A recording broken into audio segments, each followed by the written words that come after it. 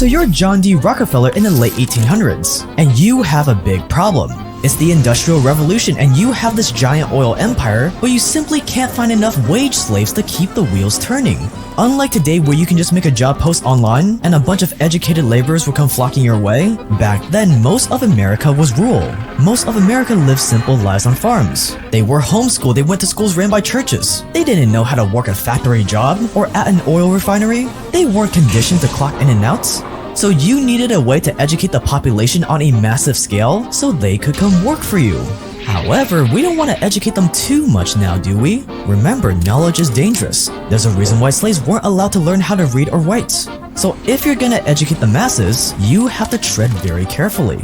Teach them too much and they'll become too ambitious, too independent. They'll think for themselves. They'll become your competitors. Instead, you want to teach them just enough so they can keep your empire running with a happy, obedient smile on their face. So what did you do? You helped pioneer the American public school system. All of a sudden, every parent could just send their kids off to a free public school funded by good old Rockefeller. To the rest of the world, you looked like a saint. You were giving free education to all those uncivilized, ignorant Americans. But you and I know the truth. By dangling the prospect of free education in front of millions of American parents, you were able to trick them into relinquishing their children to the state. That way, for 8 to 12 years of a child's most formative years, you get to condition them to be exactly who you want them to be. You get to decide what they learn and don't learn. You get to decide how they see the world. You get to condition them to be scared, to be fear. See? This is all facts, man. To me. I don't know what you guys think, but I think this is all facts. To be obedient, to not chase after their dreams, to accept mediocrity. You get to teach them that if they don't follow orders exactly to the T, they are a failure. I can't believe it. B is for bitch! Because these are the traits that make for a good laborer, and it worked. By giving every American access to free, standardized public education, you were able to solve the labor problem in America. Now, every generation that came after it would go into school filled with innocence, creativity, and joy, and they would come out of school as an obedient worker that doesn't want to rock the boat. Workers who are perfectly happy making their employers rich. Education system is predicated on the idea of academic ability, and there's a reason. The whole system was invented around the world. There were no public systems of education really before the 19th century. They all came into being to meet the needs of industrialism. Ah yes, our entire education system today was created because John D. Rockefeller needed more workers. But it wasn't just Rockefeller. No, loads of other rich American tycoons poured billions of dollars into creating the modern day education system we have today. These are the same wealthy dynasties behind big oil, big food, big pharma, and they all wanted to provide you with free conditioning, education, while they send their kids to private schools. As Rockefeller once said, I don't want a nation of thinkers, I want a nation of workers. These are the dark origins of our education system, and why you want to stay dangerous. For generations, experts tended to blame failing schools on failing neighborhoods, but reformers have begun to believe the opposite, that the problems of failing neighborhoods might be blamed on failing schools. I'd like for this country to have a real education president for a change. I'd like to be the education president. I don't ever expect to sign my name to any law that is more important than the Education Act in 1965. The day of reckoning is here.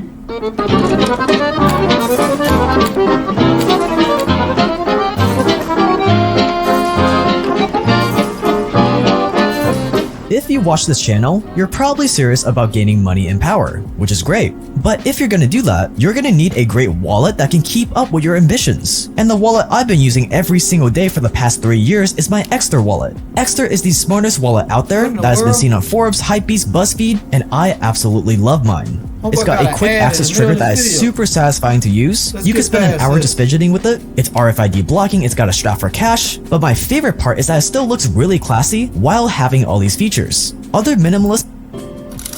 The origins of the American education system can be traced back to something called the Prussian Empire. The Prussian Empire is the empire that made up modern-day Germany, and these Prussians were geniuses at controlling the masses. See, in the late 1700s, Prussia invaded Poland, and they won.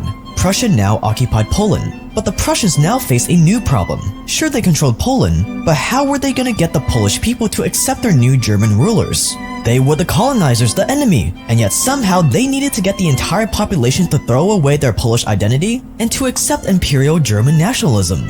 But the Prussians weren't stupid. They knew they had no chance in changing the minds of the adults. The adults were proud Polish people. They were set in their ways. There's no hope in converting them. But the children?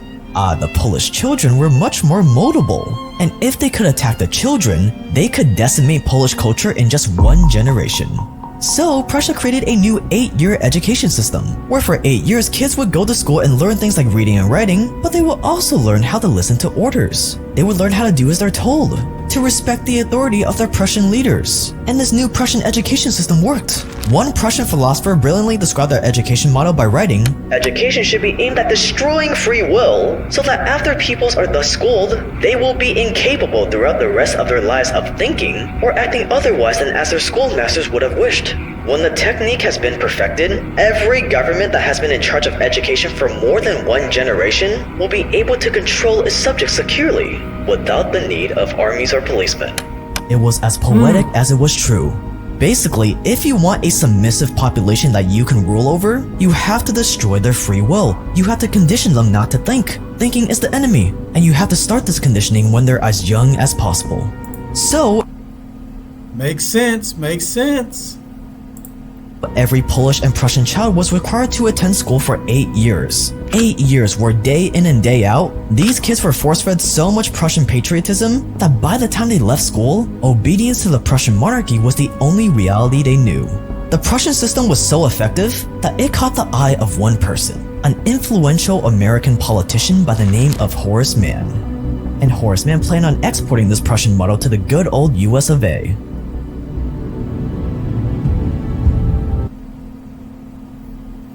Don't skip that ad. In the next 30 seconds, Sorry, I'm going to Mr. show you how to I'm start a skipping business on Shopify. Go to shopify.com and sign up for your free trial. That was so easy. Find a product to sell.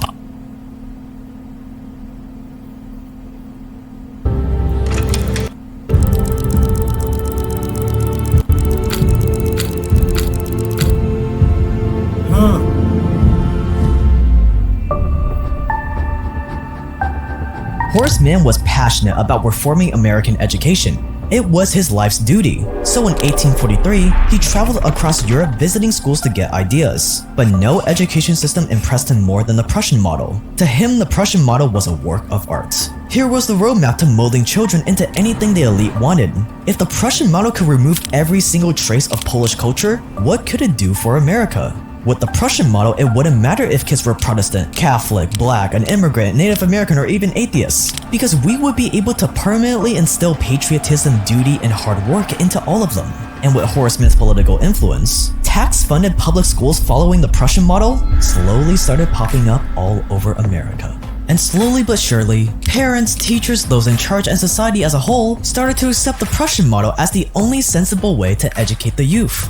Instead of one big class, schools were divided into separate classes for kids of different ages. Horace also wanted mainly women to be the teachers, which is why women dominate the teaching field today. Teachers were even sent to Prussia to learn firsthand how their system worked. Authorities bought into the Prussian model so much that by 1864, Congress made it illegal for Native American kids to be taught in their native languages. Wow. Instead, they were sent to faraway boarding schools so teachers could kill the Indian to save the man. By the end of the 1800s, the Prussian model had taken over America. And by 1900, almost every American state made public school mandatory, meaning that you had to give up your kid to the states or get the kid taken away from you and thrown in prison. Horace Mann changed the face of American public education forever. But the public school system wasn't in its final form yet, because as much as the Prussian model did wonders for the government, it still didn't do much for businessmen like you. And as John D. Rockefeller, you also saw the power of the Prussian model on the masses, and you planned on systematically infiltrating it.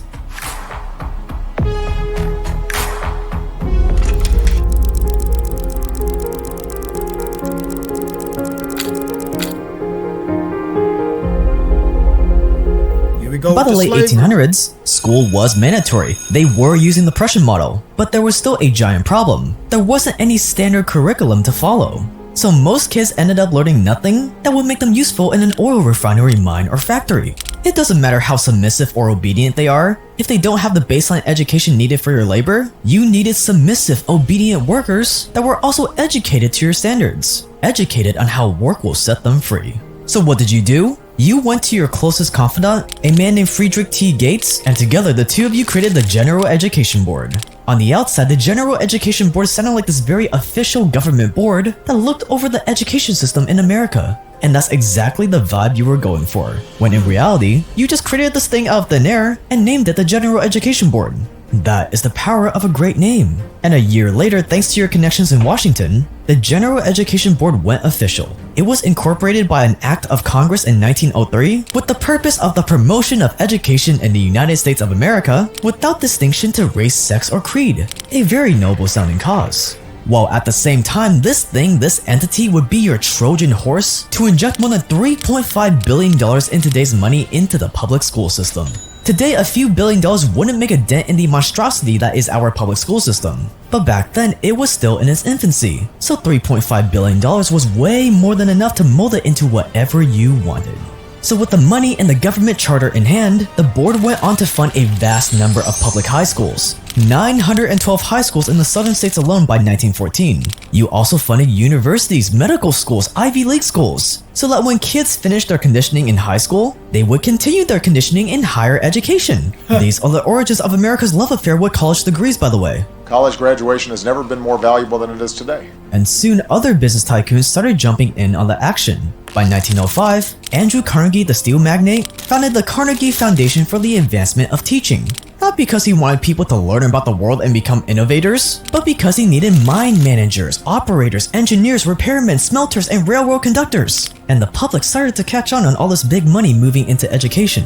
In 1914, the National Education Association said that, "We view with alarm the activity of the Carnegie and Rockefeller Foundations, agencies not in any way responsible to the people, in their efforts to control the policies of our state educational institutions, to fashion after their conception and to standardize our courses of study, and to surround the institutions with conditions which menace true academic freedom."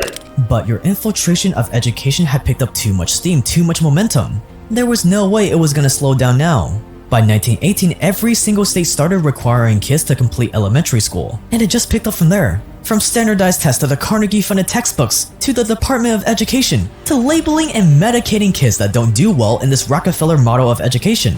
And your boy Friedrich T. Gates, who you created the General Education Board with, put it perfectly when he explained what he... And Rockefeller, they was part of all kind of stuff. They started the pharmacy. You know what I'm saying? I might react to a video on that too. envisioned for America's education system. In our dream, we have limitless resources, and the people yield themselves with perfect docility to our molding hand. The present educational conventions fade from our minds, and unhampered by tradition, we work our own goodwill onto a grateful and responsive rural folk. We shall not try to make these people or any of their children into philosophers or men of learning or of science. We are not to raise up among them authors, orators, poets, or men of letters. We shall not search for embryo great artists, painters, musicians, nor will we cherish even the humbler ambition to raise up among them lawyers, doctors, preachers, statesmen, of whom we now have ample supply. That is the education system Rockefeller wanted. One that didn't search for the intrinsic gifts endowed in each of us. One that didn't pump out philosophers, authors, artists, or musicians. No, our modern-day education system was designed for one thing and one thing only. To pump out mindless, thoughtless, standardized, dare I say it, slaves. John D. Rockefeller put it even more succinctly. He said, "I don't want a nation of thinkers, I want a nation of workers." And if you look around today with all this fear, all this debt, all these years of education, and yet you come out not even knowing the basic fundamentals of how to survive in this world, like how to find a lifelong partner, save, make money, invest, and file taxes, when you look around and see all of this, I'd say that Rockefeller got exactly what he wanted.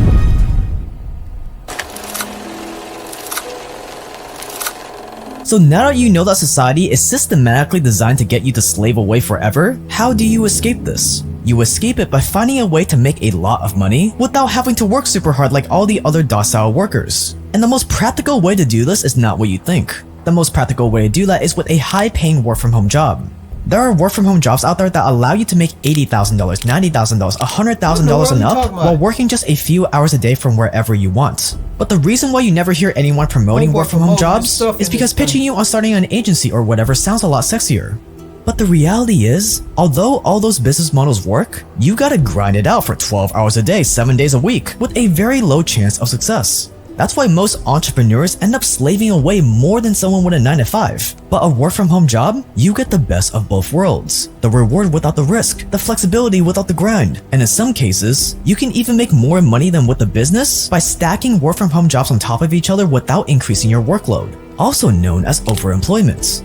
But the best part about work from home jobs is that truly anyone can land one. Problem is, how do you land one without a degree or experience? Luckily, I figured it out. See, before YouTube, I landed a $40 per hour work from home job at just 19 years old without a degree and barely any experience. That's $80,000 a year at just 19, from home. And this work from home job changed everything for me. It set me up to be where I am today.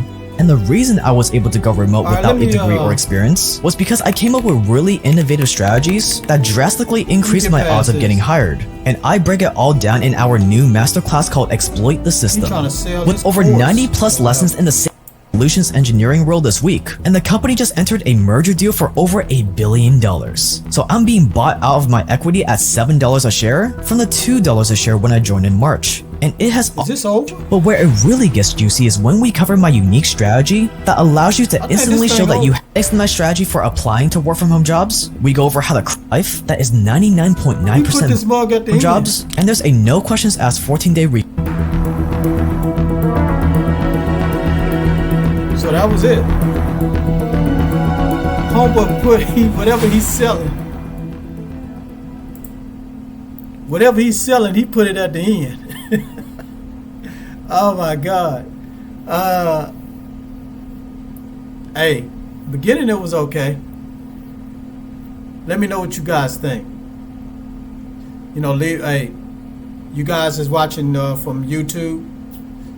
Put it down in the comments what you think about the about this video and about the evil history of the education system.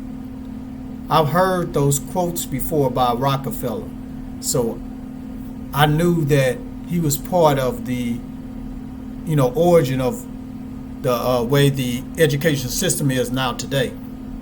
But I didn't know the extent of it. You know what I'm saying? So I didn't know where it first came from. I didn't know that it came from another country. You know what I'm saying? The way they have everything now, because at the beginning they did say that school was they was homeschooled or at churches. It wasn't like it is now. It wasn't no 1 through 12 or whatever. So let me know, guys, what you guys thought. Thank you for tuning in to my stream.